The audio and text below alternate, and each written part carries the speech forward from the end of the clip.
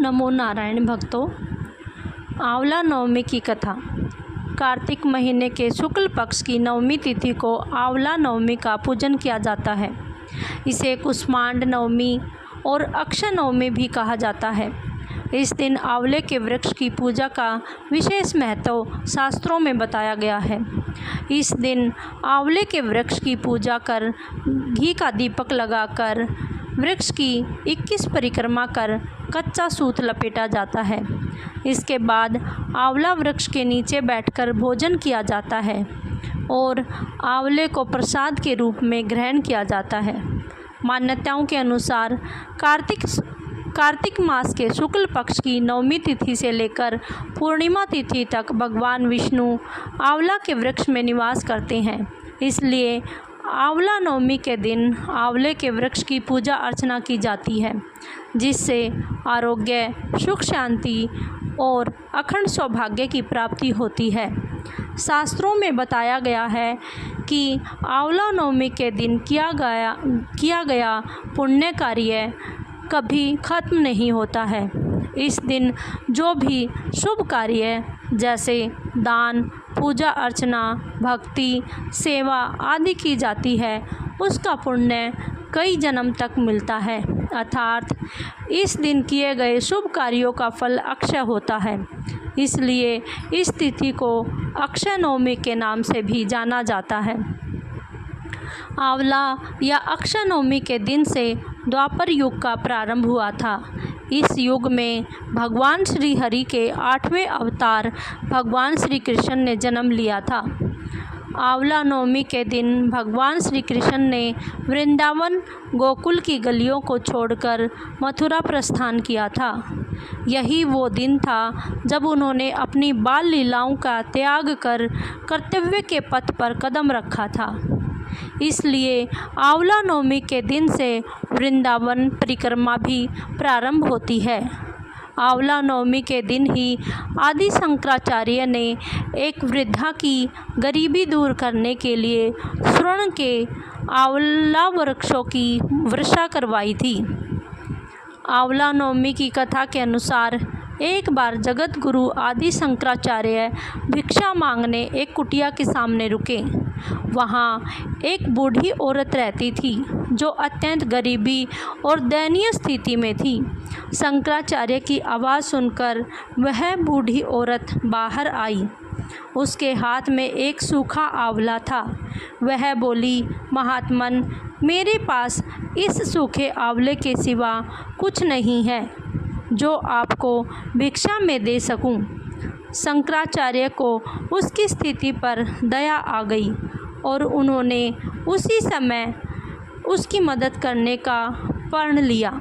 उन्होंने अपनी आंखें बंद की और मंत्र रूपी 22 श्लोक बोले।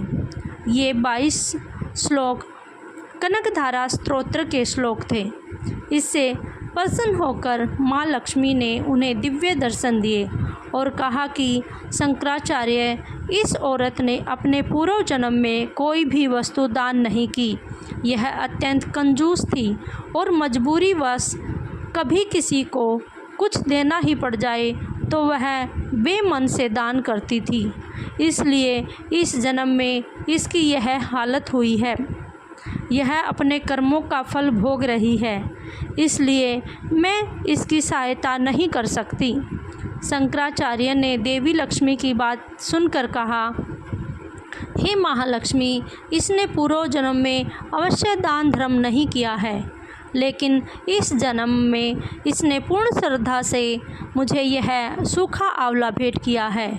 इसके घर में कुछ नहीं होते हुए भी इसने मुझे यह सौंप दिया है। इस समय इसके पास यही सबसे बड़ी पूंजी है। क्या इतना भेंट करना पर्याप्त नहीं है? शंकराचार्य जी की इस बात से देवी लक्ष्मी प्रसन्न हुई और उसी समय उन्होंने गरीब महिला की कुटिया में स्वर्ण के आंवलों की वर्षा कर दी।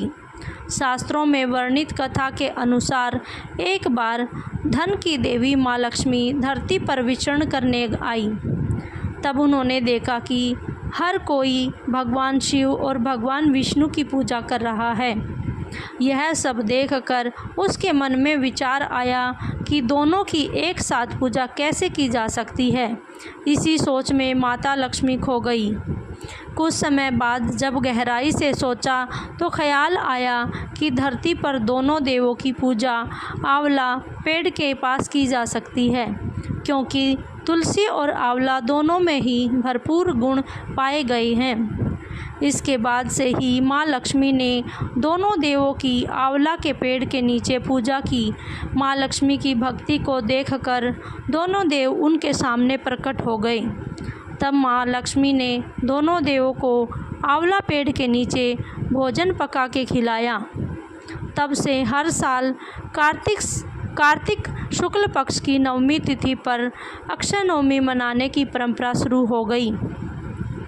आंवला नवमी की ये कहानी व्रत के समय कही और सुनी जाती है। एक राजा था, उसका प्रण था कि वह रोज़ 1.25 मन आंवले दान करके ही खाना खाएगा। इससे उसका नाम आंवला राजा पड़ गया। एक दिन उसके बेटे बहू ने सोचा कि राजा इतने सारे आंवले रोज़ाना दान करते हैं, इस प्रकार तो एक दिन सारा खजाना खाली हो जाएगा। इसलिए बेटे ने राजा से कहा कि उसे इस तरह दान करना बंद कर देना चाहिए। बेटे की बात सुनकर राजा को दुख हुआ और राजा रानी महल छोड़कर बियाबान जंगल में जाकर बैठ गए। जब भूखे प्यासे 7 दिन हो गए तब भगवान ने सोचा कि यदि मैंने इसका प्रण नहीं रखा और इसका सत नहीं रखा तो विश्वास चला जाएगा। इसलिए भगवान ने जंगल में ही महल, राज्य और बाग बगीचे सब बना दिए और ढेरों आंवले के पेड़ लगा दिए। सुबह राजा रानी उठे तो देखा कि जंगल में उनके राज्य से भी दुगुना राज्य बसा हुआ है। राजा रानी से कहने लगे कि रानी देख, कहते हैं सत मत छोड़ें, सुरमा सत छोड़ा पथ जाए, सत की छोड़ी लक्ष्मी फिर मिलेगी आए। आओ नहा धोकर आंवला दान करें और भोजन करें। राजा रानी ने आंवला दान करके खाना खाया और खुशी खुशी जंगल में रहने लगे। उधर आंवला देवता का अपमान करने और माता पिता से बुरा व्यवहार करने के कारण बहू बेटे के बुरे दिन आ गए। राज्य दुश्मनों ने छीन लिया, दाने दाने को मोहताज हो गए और काम ढूंढते हुए अपने पिताजी के राज्य में आ पहुँचे। उनके हालात इतने बिगड़े हुए थे कि पिताजी ने उन्हें बिना पहचाने हुए काम पर रख लिया। बेटे बहू सोच भी नहीं सकते थे कि उनके माता पिता इतने बड़े राज्य के मालिक भी हो सकते हैं। उन्होंने भी अपने माता पिता को नहीं पहचाना।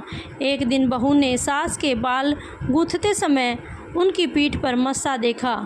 उसे यह सोचकर रोना आने लगा कि ऐसा मस्सा मेरी सास के भी था। हमने ये सोचकर उन्हें आंवला दान करने से रोका था कि हमारा धन नष्ट हो जाएगा। आज वे लोग न जाने कहाँ होंगे। यह सोचकर बहू को रोना आने लगा और आंसू टपक टपक कर सास की पीठ पर गिरने लगे।